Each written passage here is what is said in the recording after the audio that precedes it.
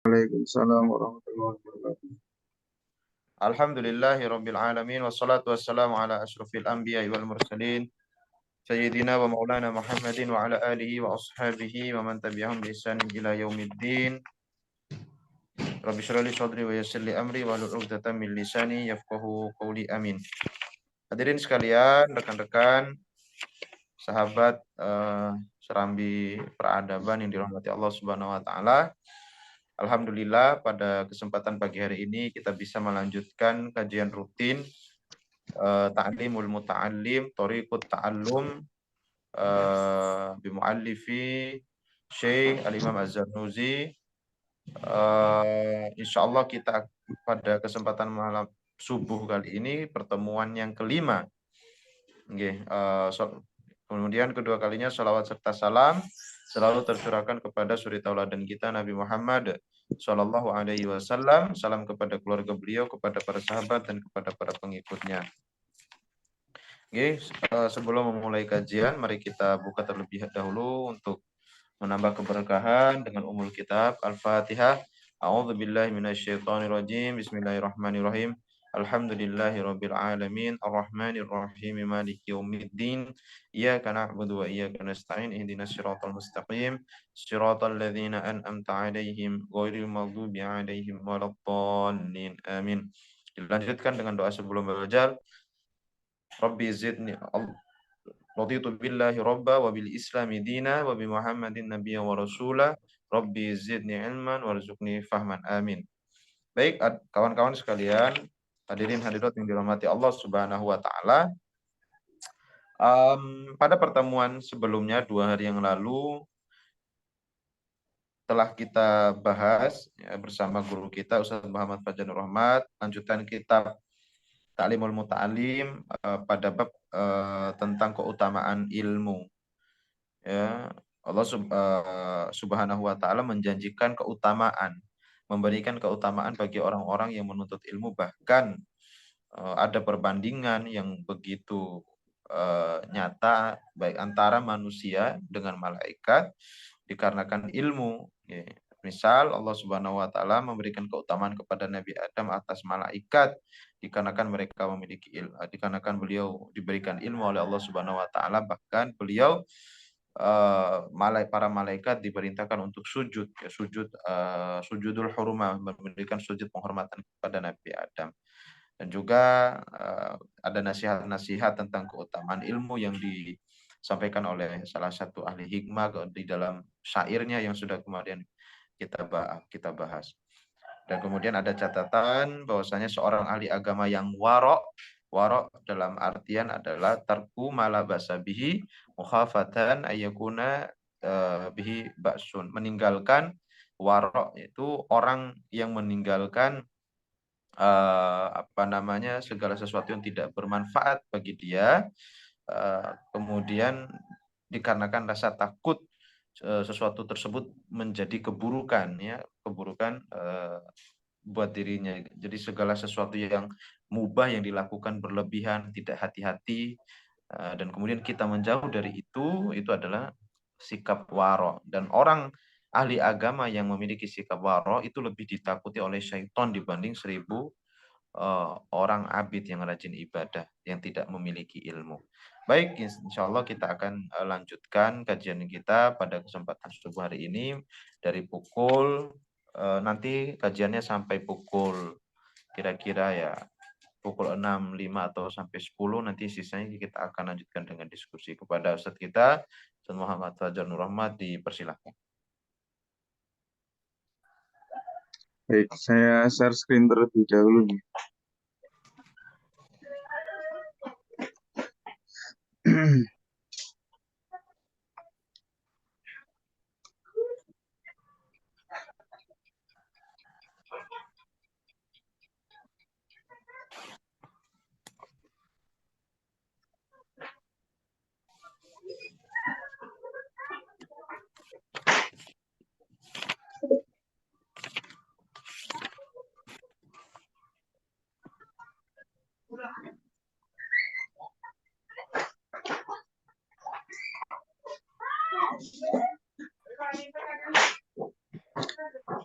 Baik, saya mulai. Bismillahirrahmanirrahim. Assalamualaikum warahmatullahi wabarakatuh. Waalaikumsalam warahmatullahi wabarakatuh. Alhamdulillah, wassalatu wassalamu ala rasulillah, wa la hawla wa la quwwata illa billah. Allahumma salli wa sallim wa barik ala nabiyyina Muhammadin wa ala alihi wa ashabihi wa man tabi'ahum bi ihsanin ila yaumiddin. Allahumma la sahla illa ma ja'altahu sahla wa anta taj'al hazna idza syi'ta sahla. Sahil umurana wa umur walidina wa umur jami'il muslimina wal muslimat ma damat as-samawati wal ardh. اللهم اغفر لنا ولوالدينا ولمشايخنا وبالخصوص إلى مؤلف هذا الكتاب وإلى شارح هذا الكتاب الإمام الشيخ برهان الدين الزرنوجي والإمام الشيخ إبراهيم بن إسماعيل نفعنا الله بعلومهما في الدارين آمين يا رب العالمين. Baik, teman-teman sekalian yang insya Allah dirahmati Allah Subhanahu wa Ta'ala, kita lanjutkan pembacaan kitab Ta'limul Muta'allim karya Imam Az-Zarnuji ya. Kemarin sampai di ilmu fardu kifayah wa yujbiru ahlal baldati ala dalika. Sekarang paragraf di bawahnya. Saya mulai. Bismillahirrahmanirrahim. Wa qala al-muallifu al-imam al-syekh Burhanuddin Az-Zarnuji wa nafa'ana Allah bi ulumihi Fittaraini amin ya rabbal alamin. Faqila bi anna ilma ma yaqa'u ala nafsihi fi jami'il ahwali bi manzilati ta'ami la budda li kulli wahidin min dhalika. Wa ilma ma yaqa'u fi ba'dil ahayina bi manzilati dawa'i yahtaju ilaihi fi ba'dil awqati. Paragrafnya berisi ya. Ba'dil awqat. Baik. Faqila dikatakan bahwasanya bi anna ilma ma yaqa'u ala nafsihi, bahwasanya ilmu yang berkaitan dengan hukum-hukum ya, ma yaqa'u ala nafsihi, yang berkaitan dengan hukum-hukum atas dirinya fi jami'il ahwal, dalam setiap kondisi, atau kemarin kita kenal dengan namanya ilmu hal. Ilmu hal itu bagaimana? Bimanzilatit ta'am. Kiasannya dianalogikan seperti apa? Seperti ta'am, seperti makanan. Ilmu hal itu bagi orang muslim itu seperti makanan. Artinya apa? La budda likulli wahidin min dzalik. Setiap muslim, setiap orang itu butuh atas ilmu hal tadi. Karena kemarin kita belajar ilmu hal itu, ilmu yang pertama kaitannya dengan furudul uyun atau fardu-fardu ain. Yang kedua kaitannya dengan ilmu halal haram. Yang ketiga ilmu hal itu kaitannya dengan ahwalul qalbi atau ilmu tentang hati. Maka itu setiap orang butuh dengan ilmu itu. Berbeda dengan ilmu fardu kifayah ya. Ini dikatakan wa ilma ma yaqau fi ba'dil ahayina, dan ilmu yang hanya dibutuhkan dalam kondisi tertentu saja, bimanzilatid dawa. Itu analoginya seperti apa? Seperti obat. Butuh tapi nggak setiap hari butuh. Butuh dalam kondisi tertentu saja. Yahtaju ilaihi fi ba'dil awqat, yang hanya dibutuhkan kepadanya itu pada ba'dil awqat, hanya waktu-waktu tertentu saja. Jadi ilmu fardu kifayah itu hanya dibutuhkan pada kondisi tertentu. Karena obat ya. Kalau obat itu kan ya kita minum obat ya ketika sakit saja. Kita sehat, kalau minum obat ya nanti mah jadi sakit ya. Kemudian beliau membahas selanjutnya wa ilmun nujumi bimanzilatil marodi. Nah, ini beliau memberikan peringatan juga. Wa ilmun nujum, ilmu tentang nujum, ilmu tentang tanjim atau horoskop. Ilmu nujum itu perbintangan, horoskop.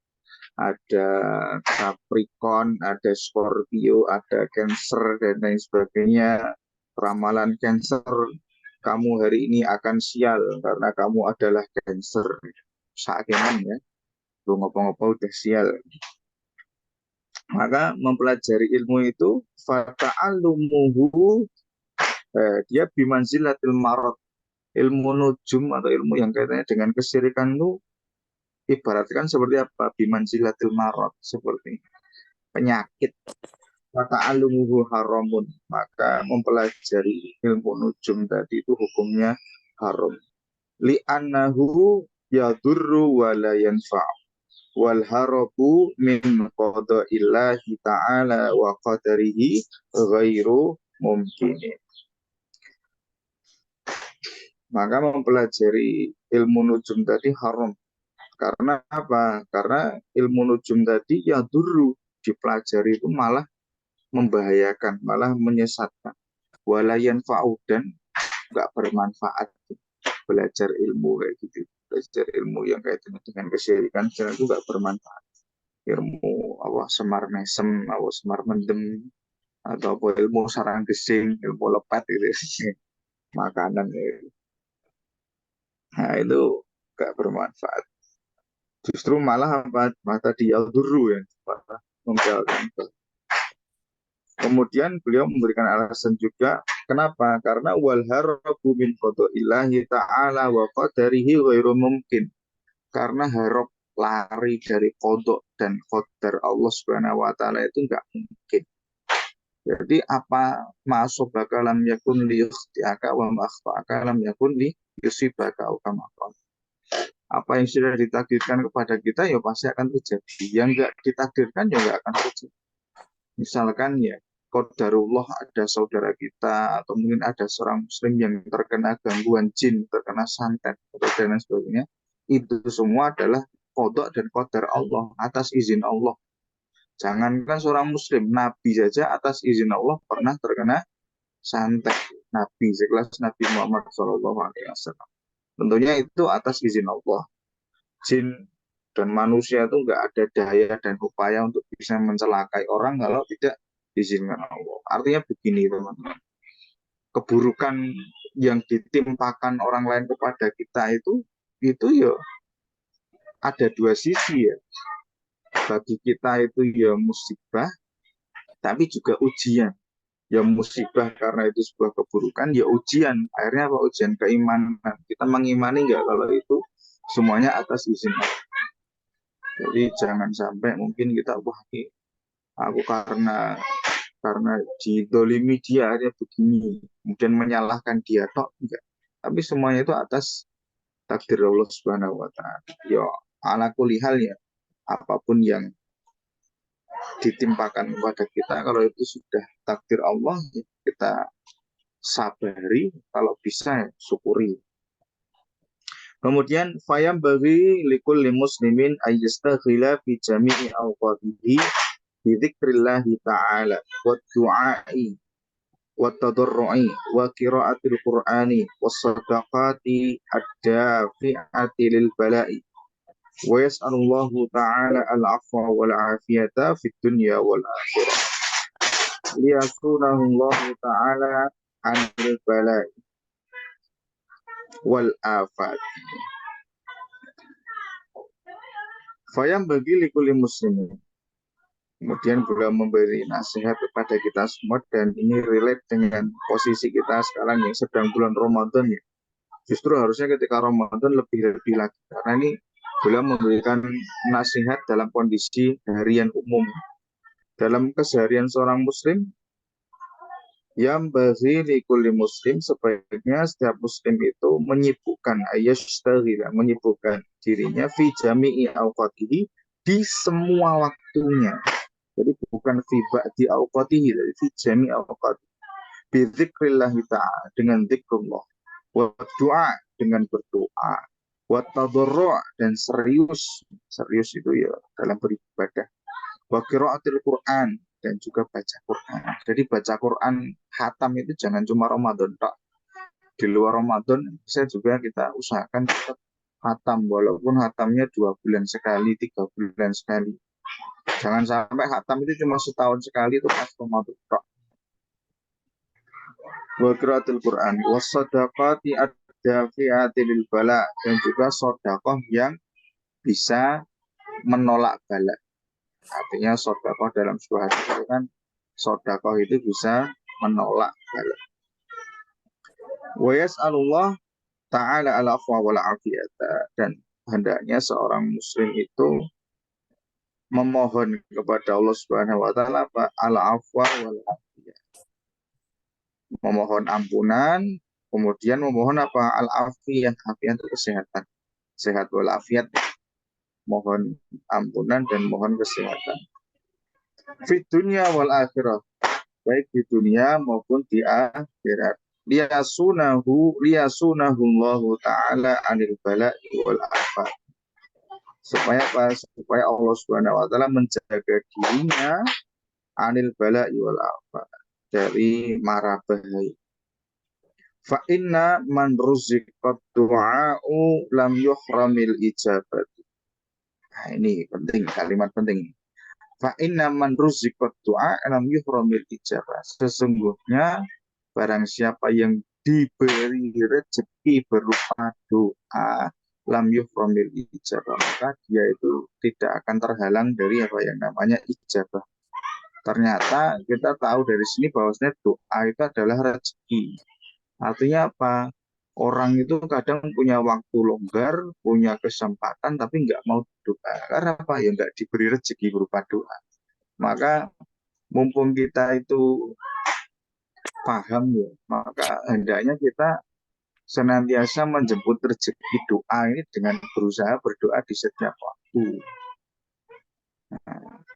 Fa inna man ruziqa du'a lam yuhramil ijabah. Siapa yang berdoa pasti akan diijabahi. Ijabah di sini ada dua. Ijabah yang ajil dan ajil. Ijabah yang ajil atau segera diberikan di dunia apa yang diminta, apa yang didoakan, atau ajil akan ditangguhkan oleh Allah Subhanahu wa taala besok di hari akhir. Kita minta sekarang mungkin ya. Kita minta sekarang, tapi mungkin kok nggak kabul-kabul ya, nggak dapat-dapat. Bisa jadi itu oleh Allah Subhanahu wa taala ditangguhkan besok untuk di hari akhir. Nah, faman ruziqad doa lam yufhamil.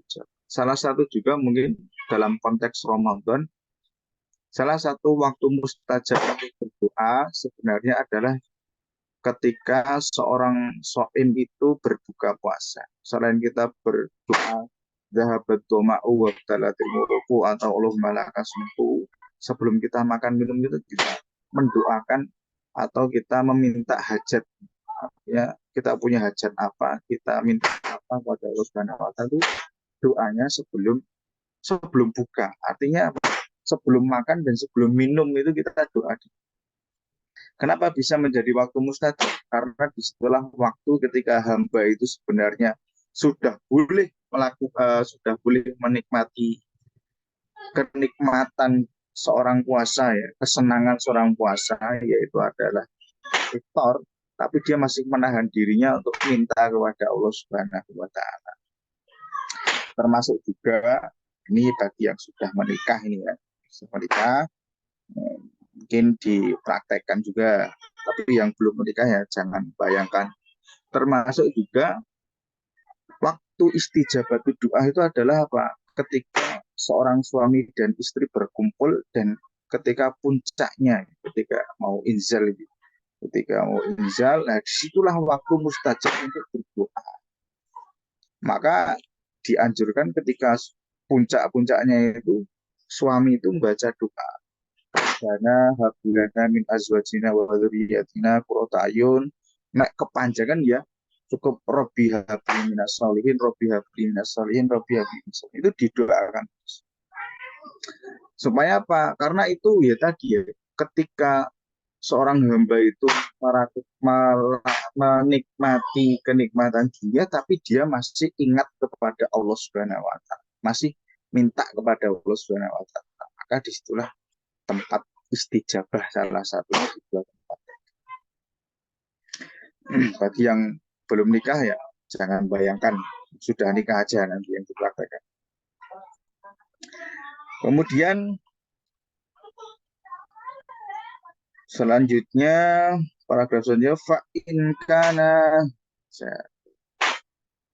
Fa in kanal bala'u muqaddaran yusibuhu la mahalata walakin, ini ada teks yang berbeda ya. Kalau di situ walakin yubiru atau apa. Kalau di buku yang cetak walakin yuyassiruhullahu ta'ala alaihi. Fa in kanal bala'u muqaddaran, kalau sejatinya dilalah qadarullah itu al-bala atau musibah itu memang muqaddaran, sudah ditakdirkan oleh Allah Subhanahu wa taala, la mahalata, mau nggak mau kena ya. Walakin yassiruhullahu taala alaih. Tapi karena kita berdoa tadi, maka Allah meringankan bagi kita istilahnya dalam menerima takdir tadi ya, dalam menerima karena ada musibah, kemudian kita berdoa dan Allah memberikan ya mungkin kesabaran atau mungkin memberikan rasa tawakal yang tinggi kepada kita. Wa yarzuquhu as-sabra bi barakatid du'ai, dan juga memberikan rizki ya, kepada seorang muslim yang berdoa itu berupa kesabaran. Lewat apa? Lewat barokah doa yang kita panjatkan. Jadi itu ya teman-teman. Apa doa itu penting? Kenapa dikatakan doa itu silahul mukmin itu ya kayak gini. Allahumma illa idza ta'allama minan nujumi qadra ma ya'rifu bihil qiblata wa awqatis salati fa yajuzu dzalik. Allahumma illa, kecuali idza ta'allama minan nujum, kecuali ketika ada seorang muslim itu mempelajari ilmu perbintangan tadi, tapi ilmu perbintangan yang astronomi ya, bukan yang mistik dan saintik ini. Ini yang dimaksud adalah yang saintifik. Qadra ma ya'rifu bihil qibla, dia mempelajari ilmu nujum, kadarnya apa? Supaya dia bisa mengetahui kiblat atau supaya bisa mengetahui waktu sholat hisab ya ini. Faidu sudah lika, maka itu diperbolehkan. Wa amma ta'allumu ilmi tibbi fayajuzu li'annahu sababun minal asbabi. Fayajuzu ta'allumuhu kasairil asbabi. Adapun mempelajari ilmu tibbi, mempelajari ilmu kedokteran dan ilmu sains yang lain, ilmu sosial yang lain. Tapi kalau di sini lebih ke ilmu sains sih. Kalau ilmu sosial itu masih kita perlu pilah-pilah. Kenapa? Karena di antara ilmu sosial itu ada namanya filsafat Yunani ya. Filsafat Yunani itu masuk ilmu sosial, itu perlu dipilah-pilah. Tapi kalau ilmu tentang saintifik, ilmu tentang istilahnya ayat kauniyah Allah Subhanahu wa taala, maka hukumnya jais, hukumnya mubah belajar.